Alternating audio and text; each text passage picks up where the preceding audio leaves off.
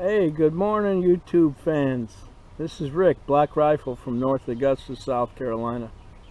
Beautiful morning this morning. I'm out here drinking my coffee on the back porch and listening to the birds sing. And boy, oh boy, I'll tell you what, it's just so nice, so quiet out here. All the birds singing and just makes me want to go out to the rifle range, but the rifle range is closed. Thank you.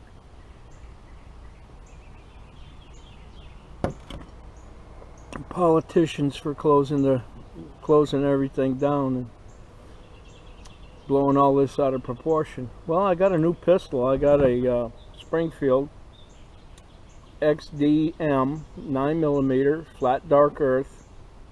This one has the tall sights on it and the threaded barrel. It came with two barrels. It comes with a 4-inch barrel and it comes with a 5-inch threaded barrel. And it's OSP. So you can put your sight on there and you don't have to remove the rear sight to do that. You get the mounting plates, but they didn't come with the gun. I have two of these pistols. I have a black one that doesn't have a threaded barrel, and it's got what do you call it? The sights that glow. Anyway, I have them. They're not tritium, they're just a real bright sight. Anyway, I'll show you those here in a minute. But this is it. I'll tell you, I love the agromics on the Springfield. Springfield didn't pioneer the polymer pistol, but they sure did a lot of improvements to it. I mean, this trigger is nice. It's crisp. Very accurate weapon. I have not fired this one, but I have fired the black one, so I know the accuracy behind it. And it's got a match barrel. You know, you got the grip safety and the trigger safety, and I like that. And they took that out of the Springfield Hellcat. There's no grip safety, but there is the trigger guard safety. So I am a Springfield fan. I own about 4 Springfield pistols, and this is 3 of them. This is the Xdm. I own a 1911 Springfield too, range officer, and 45 caliber 1911. Anyway, I really like these. I'm a fan of Springfield. I get on their website and I see people. They're supposed to be, it's about Springfield firearms and firearms enthusiasts, but they run the Springfield pistols down on Springfield's website. Now that'd be like me going over to Glock website and running Glocks down. I mean, it's crazy, you know. I mean, and you post something and then some troll comes in there and posts some smart remark like he knows everything, you know. So he said these hollow points don't open up. There's several YouTube videos on the critical duty 135 grain plus P round shot into ballistic gel, and they open up like the size of a nickel, you know. I mean, it's really opened up, you know. So, and it leaves a hell of a wound channel. And for him to get in there and say, this won't kill, then again, he never shot anybody with a 9mm. Ball ammo will kill you. You know, that's what the military uses. I served in 2 conflicts in the infantry, and I've seen 9mm kill, and I've seen 45 kill. I've seen 5.56 kill and 308 kill. 7.62 is devastating. And I also have a Springfield rifle, M1A, and a national match. And I'll tell you, it's a commemorative rifle. It's called a White Feather. I paid like almost $4 grand for that rifle. But it's a fine rifle, and it's an M21 basically. That's what I used when I went to sniper school. It was called the XM21 then. and it was made by Springfield, but they were in the USA then. Well, they moved to Croatia, so more power to them. You know, that's business, and they're in it to make money. And another thing about this version, the Xdm, it comes with 3 of the 19 round mags. You get the spare barrel,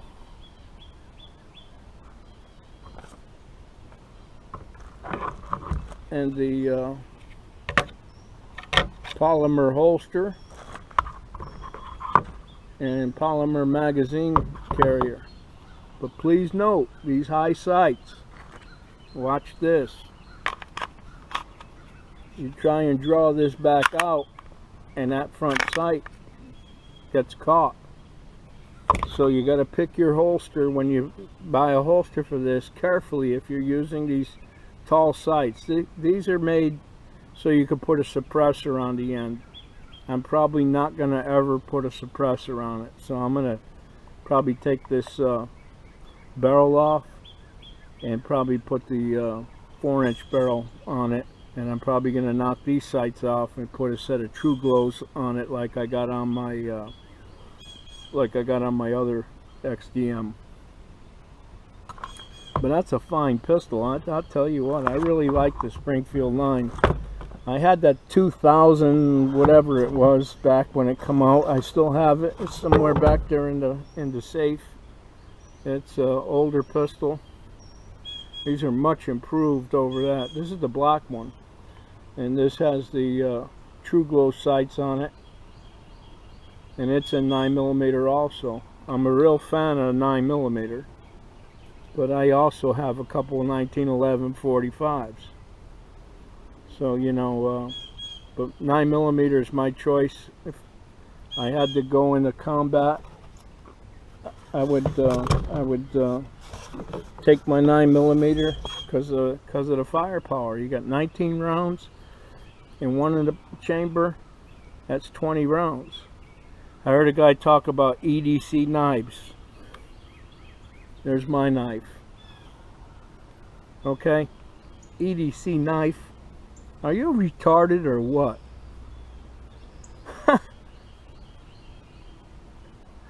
EDC carry, everyday carry, okay?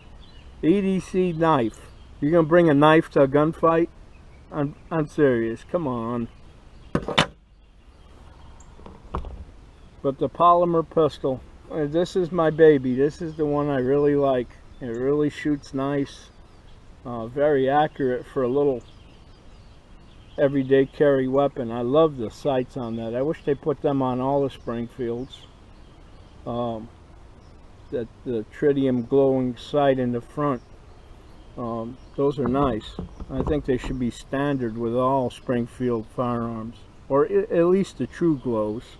True Glows are cheaper than tritium, but you can get a combination where it's True Glow and tritium together, and the True Glow sights glow during the day, and at night the tritium vial that's inside that fiber optic glows. So there you go. You get the best of both worlds. But Springfield's where it's at. I'm telling you what, I really enjoy shooting the Springfield pistols. I've shot the Hellcat, and I shot this one, the new Xdm with the threaded barrel. I have not fired it. Probably won't ever put a suppressor on it, because I really don't need one. I guess I could go to El Lufo Auto and order one of their solvent filter kits.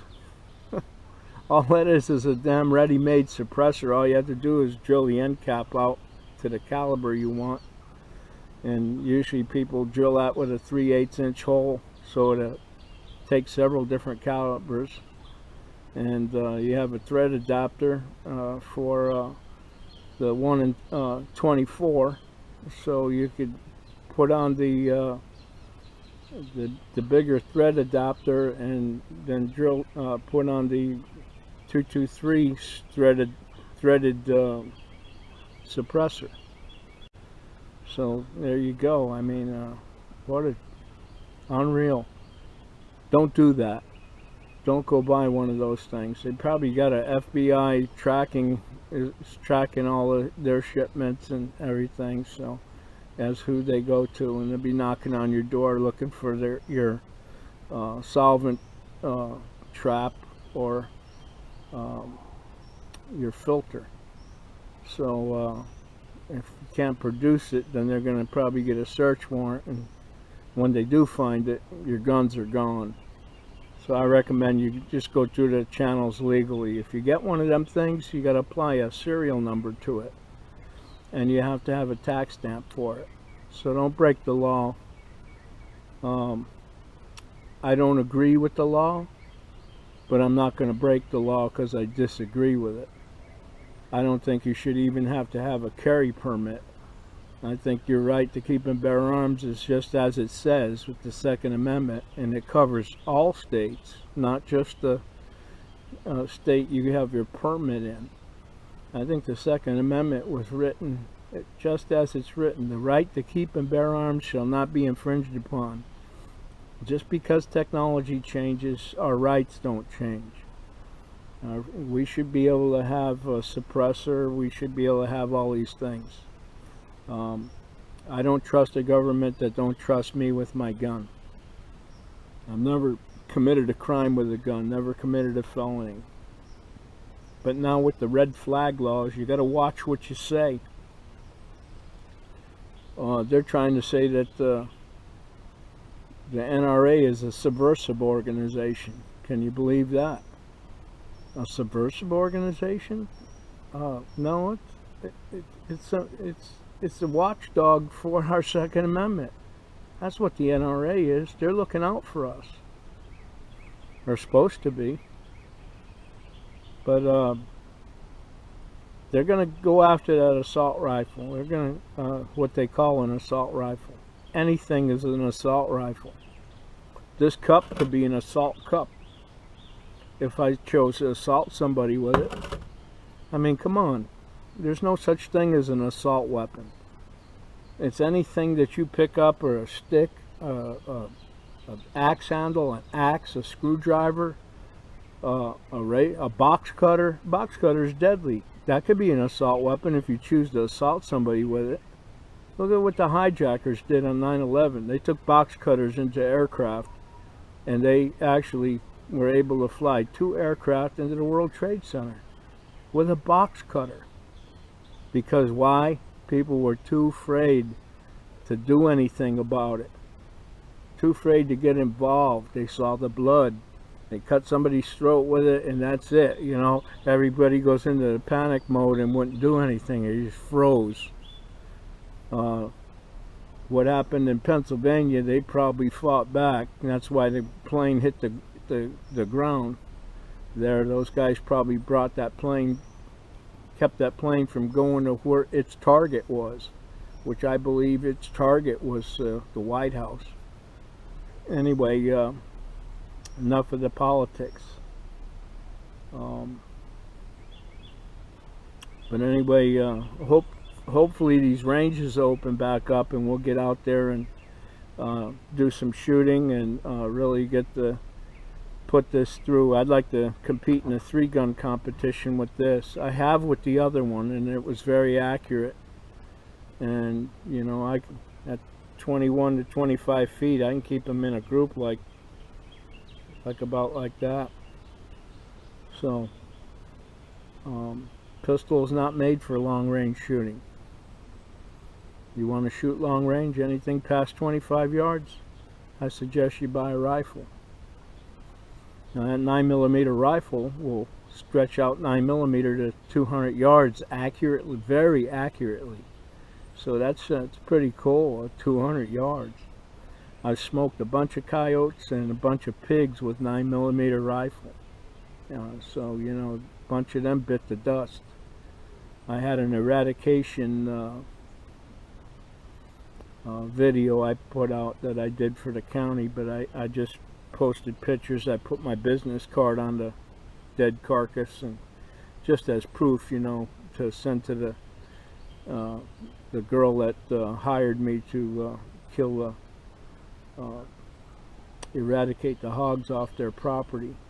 We took out 197, and I've shot them with everything from a crossbow to a 22 to a 9mm, 5.56, 308, 224 Valkyrie, and the 6.5 Grundle, and they all perform well.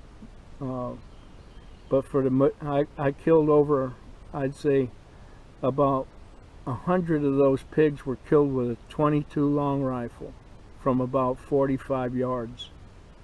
One shot to the head, and it was it. It was over. About a 1 inch below the ear, half inch below the ear. You aim there, you hit it, and I used the CCI Velociter 40 grain hollow point, and it really did a number on the pig. Goes through their skull.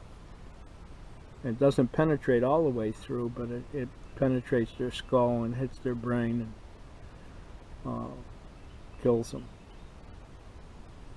I had 3 pigs line up in a row in a row of corn, and they were sitting side by side, and they're eating corn, and I mean they were real close together.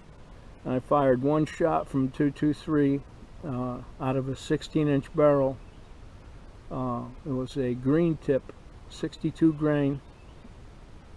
It hit one pig's head right below the ear, went through that pig's skull, went through the other pig, and went through another pig, went through 3 of them, penetrated all 3 of them. So there was exit wound on all 3 of the pigs. So it went through 3 pig skulls. So that penetrator is something. And I killed 3 pigs with 1 shot. I was hoping I could get 4. One day I saw 4 of them line up, and I was trying to get 4, wait for 4, but I took the shot with 3. So I have killed several, made several shots with the higher power calibers, like the 223 and the 308 and the Grundle and the 224 on 2. It hit 2 pigs with it, and penetrated the pig, and it hit the other pig and penetrated that one, and I had 2 pigs with 1 shot. But that was something. 3 pigs, 1 shot, 3 kills. But anyway, from North Augusta, South Carolina, this is Rick with the tabletop review of the Xdm Flat Dark Earth 9mm with the OSP.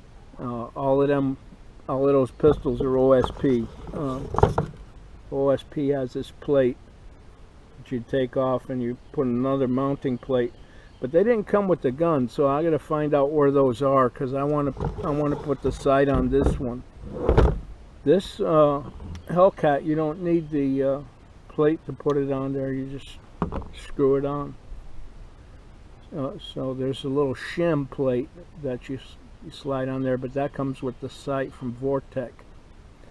So, but that's all I know. Now here's the box they come in. This is how it comes.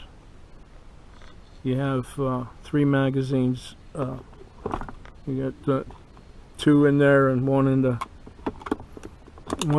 one in the weapon. So that's how it comes with the Flat Dark Earth. Now the other OSP came in a little box, a smaller one, and the Hellcat comes in a cardboard box with a nylon carry case like this with Springfield's logo on it. I really like that. That little case, that's nice. Beats carrying this big plastic box around. But I suggest you get a nice holster for it. And if you got one with the high sights like that is, I suggest you get a holster that will accommodate those sights, or when you go to draw, it's going to snag on something. So that's the only downfall of that, is that you got to have something that doesn't allow the pistol to stick out the bottom. So if it sticks out the bottom and you pull a holster out, that front sight's going to grab something, and you're going to have to struggle with it to draw your pistol. And if you need it in a hurry, that's a bad deal. So you got to choose your holsters carefully too. I carried this in the crossbreed inside the waistband for a number of years, and it's a comfortable, uncomfortable holster, you know, to carry a full-size pistol. It's uncomfortable. But with the little Hellcat, I went with the Urban Carry holster, and I have no problem with that, and I carry that all day long. And jeans and a t-shirt, or a pair of shorts and a t-shirt, you can't see it. It's virtually invisible, and then you just pull up and you got your pistol right there. So I really like that. Well, anyway, from North Augusta, South Carolina, this is Rick with the Springfield Xdm Osp pistols. Take care. Bye-bye.